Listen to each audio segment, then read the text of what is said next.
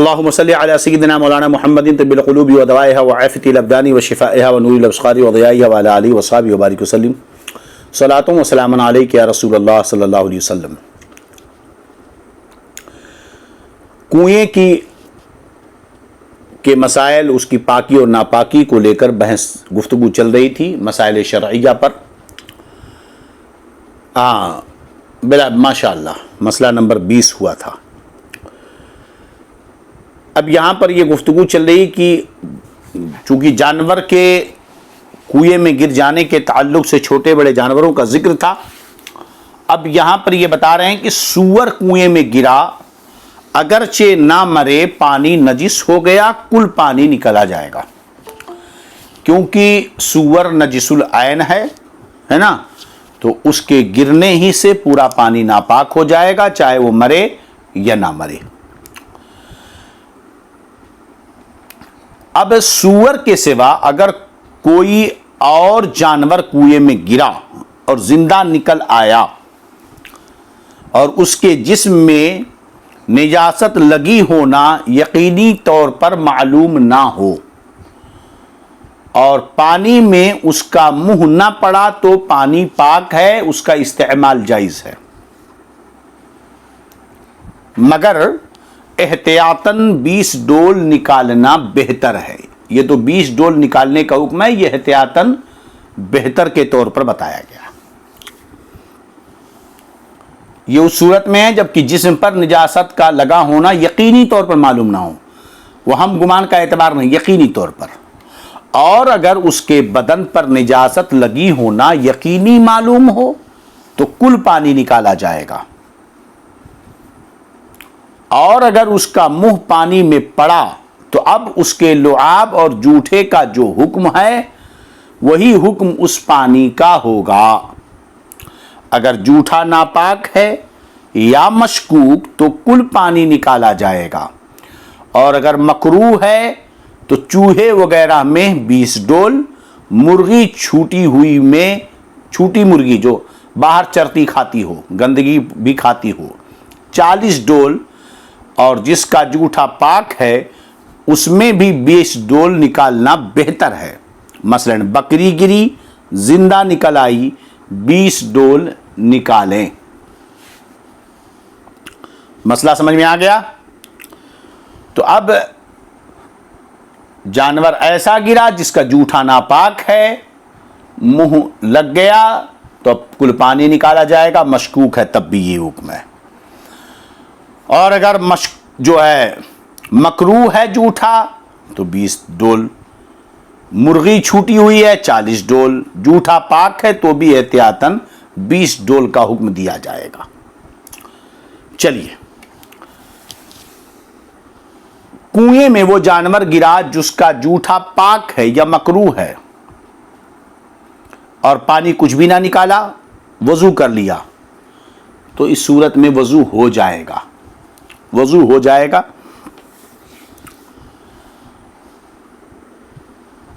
اب جیسے کھیلتے اولتے رہتے ہیں یا کسی طریقے سے جوتا یا گیند کنویں میں گر گئی اور یہ یقین ہے کہ وہ ناپاک تھا، نجس ہونا یقینی ہے، تو پورا پانی نکالا جائے، ورنہ 20 ڈول۔ محض نجس ہونے کا خیال اگر ہے تو اس کا اعتبار نہیں، محض نجس ہونے کا خیال معتبر نہیں، ٹھیک ہے؟ چلیے، پانی کا جانور یعنی وہ جو پانی میں پیدا ہوتا ہے، اگر کنویں میں مر جائے یا مرا ہوا گر جائے تو ناپاک نہ ہوگا، اگرچہ پھولا پھٹا ہو، اگرچہ پھول جائے، پھٹ جائے۔ ہاں، اگر پھٹ کر اس کے اجزاء پانی میں مل گئے تو اس کا پینا حرام ہے، ناپاک نہیں ہے مگر پینا حرام ہے، کیونکہ اگر ایسے پانی کو پیے جس کے اجزاء میں کسی پانی ہی کے جانور کے ملے ہوئے اجزاء، مرے ہوئے اجزاء لگے ہوں تو وہ بیماری پیدا کرے گا، اس لیے اس کا پینا حرام ہے۔ چلیے، تو پانی میں جو جانور پیدا ہوتے ہوں، یاد رہے ایک ہوتا ہے مائی المولد، سمجھے کہ نہیں، جو پانی میں پیدا ہوتا، مائی المولد یا پانی میں پیدا ہونے والا، اور یہ ہوتا ایک پانی میں رہنے والا. تو پانی میں پیدا ہونا اور پانی میں رہنے والا، جیسے بطخ ہے نا، بطخ وغیرہ یہ پانی میں پیدا نہیں ہوتے، البتہ پانی میں رہتے ہیں. پانی میں پیدا ہونے کی قید ہے، پانی میں رہنے کی قید نہیں ہے. یہ ذہن میں رکھیں. سمجھ بات آ رہی کہ نہیں؟ لہذا اگر بطخ جو ہمیشہ پانی میں رہتا ہے، ایسے کچھ پرندے ہوتے ہیں جو ہمیشہ پانی میں رہتے ہیں، حالانکہ ان کی پیدائش کہاں ہوتی ہے؟ باہر ہوتی ہے. اگر وہ مر گئے تو وہی، اگر چھوٹا ہے تو چوہے بلی کا حکم ہوگا، بڑا ہے تو مرغی کا ہے تو اتنا بڑا ہوگا، اور اس کے اوپر ہے تو اس کا اسی کے حساب سے، اسی کے سائز کے اعتبار سے حکم ہوگا. پانی کا جانور یا ہو گیا یہ. خشکی اور پانی کے میڈک کا ایک حکم ہے، یعنی اس کے مرنے بلکہ سڑنے سے بھی پانی نجس نہ ہوگا. مگر جنگل کا بڑا میڈک جس میں بہنے کے قابل خون ہوتا ہے، اس کا حکم چوہے کے مثل ہے. پانی کے میڈک کی انگلیوں کے، اب ایک فرق بتا رہے ہیں کہ خشکی کے میڈک اور پانی کے میڈک میں کیسے پتا چلے گا کہ یہ جنگلی میڈک ہے، یہ خشکی پانی کا میڈک ہے. کہتے پانی کے میڈک کے انگلیوں کے درمیان جھلی ہوتی ہے اور خشکی کے میڈک میں نہیں ہوتی ہے. چلیے، جس کی پیدائش پانی کی نہ ہو مگر پانی میں رہتا ہو، جیسے بطخ، اس کے مر جانے سے پانی نجس ہو جائے گا. اس کے مر جانے سے پانی کیا ہو جائے گا؟ نجس ہو جائے گا.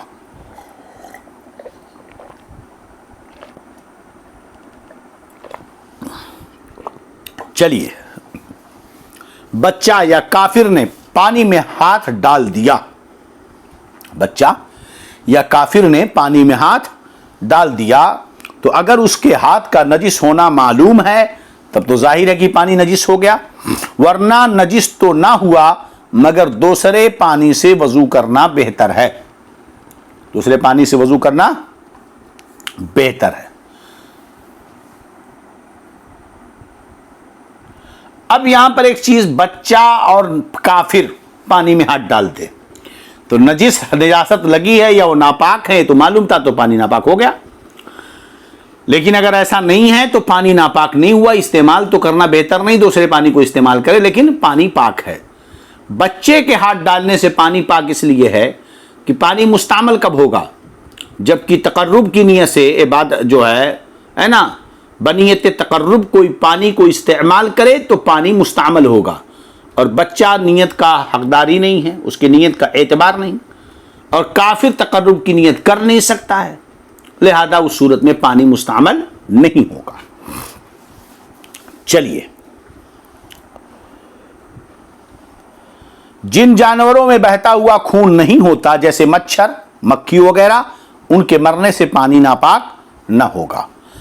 اسی طرح مکھی سالن وغیرہ میں گر جائے تو اسے غوطہ دے کر پھینک دیں اور سالن کو کام میں لائیں.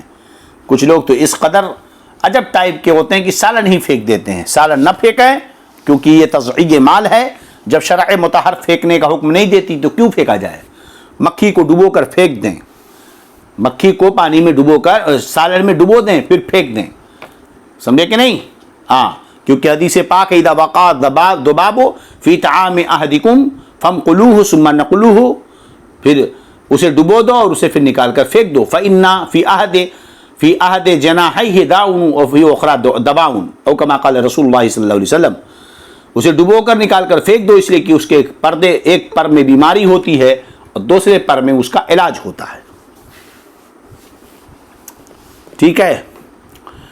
مردار کی ہڈی جس میں گوشت یا چکنائی لگی ہو پانی میں گر جائے تو وہ پانی ناپاک ہو گیا، کل پانی نکالا جائے. اور اگر گوشت یا چکنائی نہ لگی ہو تو پاک ہے، مگر سور کی ہڈی سے مطلقاً ناپاک ہو جائے گا. مردار جانور کی ہڈی اگر اس پر گوشت یا چکنائی لگی ہے، پانی میں پڑا تو ناپاک ہو جائے گا پانی. اور اگر صرف ہڈی ہی ہڈی ہے تو چونکہ ہڈی ناپاک نہیں ہوتی، اس میں نجاست سرایت نہیں کرتی، اس لیے پانی ناپاک نہیں ہوگا. لیکن چونکہ سور کی ہڈی کیا اس کا ایک جز ناپاک ہے، اس لیے ناپاک ہو جائے گا. تو سور کا حکم الگ ہے. جس کنویں کا پانی ناپاک ہو گیا اس میں جتنا پانی نکالنے کا، جس کنویں کا پانی ناپاک ہو گیا، اس میں سے جتنا پانی نکالنے کا حکم ہے نکال لیا گیا، تو اب وہ ڈول رسی جس سے پانی نکالا ہے پاک ہو گیا، دھونے کی ضرورت نہیں. بس مر گئی، کیونکہ اگر یہ حکم دیا جائے تو بڑا مشکل ہوگا. ڈول رسی پاک ہو گئی، کنویں کی دیواریں بھی پاک، پانی نکالنے میں جو پانی دیواروں پہ گرتا رہا وہ بھی پاک ہو گیا خود بخود، پھر سے پاک کرنے کی ضرورت نہیں ہے. جتنا پانی نکالا گیا اتنا. فرماتے ہیں یہ جو حکم دیا گیا کہ اتنا پانی نکالا جائے، 20 ڈول سے 30 ڈول، 40 ڈول سے 60 ڈول، ہے نا، یہ جو پانی نکالنے کا حکم دیا گیا کہ اتنا نکالا جائے، اس کا مطلب یہ ہے کہ وہ چیز جو اس میں گری ہے اس کو اس میں سے نکال لے، پھر اتنا پانی نکالیں. اگر وہ اسی میں پڑی رہی تو کتنا ہی پانی نکالیں سب بیکار ہے. سمجھے کہ نہیں؟ ہاں، گاؤں کے چند جاہل لوگ پہنچے حضرت کے پاس، مفتی صاحب کے پاس، کہنے لگے حضرت ہمارے کنویں میں کتا گر گیا، کیا کریں؟ حضرت نے کہا کہ پورا کنویں کا پانی نکال ڈالو، کنواں پاک ہو جائے گا. صاحب نے مل کر دن بھر میں کنویں کا پانی پورا نکال ڈالا. اب پانی صاف ہو گیا تو کہنے لگے چلو کنویں کا پانی پاک صاف ہو گیا، سب سے پہلے حضرت ہی سے اس کی ابتدا کی جائے، برکت کے لیے حضرت کو پہلے پلایا جائے. پورا دن محنت کر کے ہم نے کنویں کو پاک کیا. پانی لے کر کے آئے تو اس میں کتے کا ایک بال تھا. تو حضرت نے پوچھا بھائی یہ کتے کا بال کیسے ہے؟ کیا تم لوگوں نے بڑھیا سے کنواں صاف کر دیا تھا؟ کہنے لگے ہاں حضرت بالکل پورا پانی نکال دیا. تو کہا تو کتے کا بال اس میں کہاں سے آیا؟ کہنے لگے حضرت پانی تو نکال دیا، کتا تو ابھی اسی کے اندر ہے. تو ایسی جہالت نہیں ہونی چاہیے، پہلے اسے نکالا جائے. حضرت مفتی صاحب نے کہا نالائقوں، الڑ کے الڑ ہی رہو گے، پہلے وہ گندگی تو نکالو پھر پانی نکالو. ہاں اگر وہ سڑ گل کر مٹی ہو گئی یا وہ چیز خود نجس نہ تھی بلکہ کسی نجس چیز کے لگنے سے نجس ہو گئی، جیسے نجس کپڑا، تو اس کا نکالنا مشکل ہو تو اب فقط پانی نکالنے سے پاک ہو جائے گا. اچھا، اب کون سا ڈول، کتنا ڈول کہتے ہیں؟ جس کنویں کا ڈول متعین ہو اسی کا اعتبار ہے، اس کے چھوٹے بڑے ہونے کا کوئی لحاظ نہیں ہے. ایک کنویں سے ایک ڈول فکس ہے، اسی سے لوگ پانی نکالتے بھرتے ہیں تو اسی کا اعتبار ہے. اگر اس کا کوئی خاص ڈول متعین نہیں تو ایسا ہو کہ ایک سا پانی اس میں آ جائے، یعنی 4 لیٹر کے قریب. چلیے، ڈول بھرا ہوا نکلنا ضروری نہیں ہے. اب یہ نا پانی نکالے، ظاہر سی بات جب ڈول کھینچیں گے تو کچھ پانی چھلک کر کم ہو جائے گا. تو ڈول بھرا ہوا نکلنا ضروری نہیں ہے. اگر کچھ پانی چھلک کر گر گیا یا ٹپک گیا مگر جتنا بچا وہ آدھے سے زیادہ ہے تو وہی پورا ڈول شمار کیا جائے گا.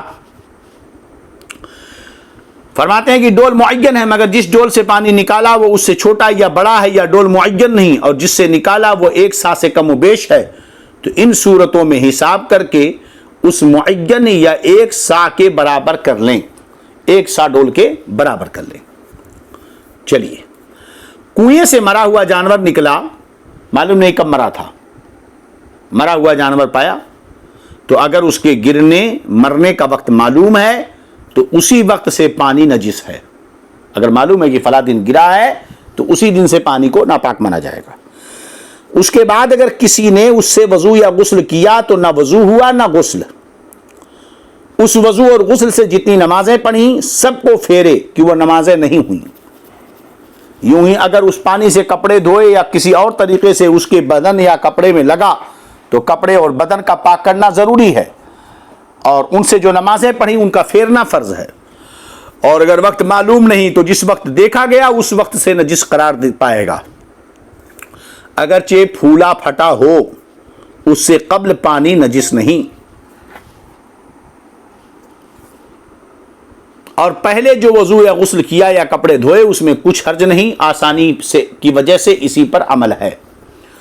مثلا کسی نے دیکھا کہ 20 تاریخ کو 15 تاریخ کو جانور کنویں میں گرا یا کوئی نجس چیز گری، جانور گرا، اور آج 23 تاریخ کو لوگوں کی نظر پڑی، اس کو نظر پڑی تھی وہ بھول گیا، یاد نہیں.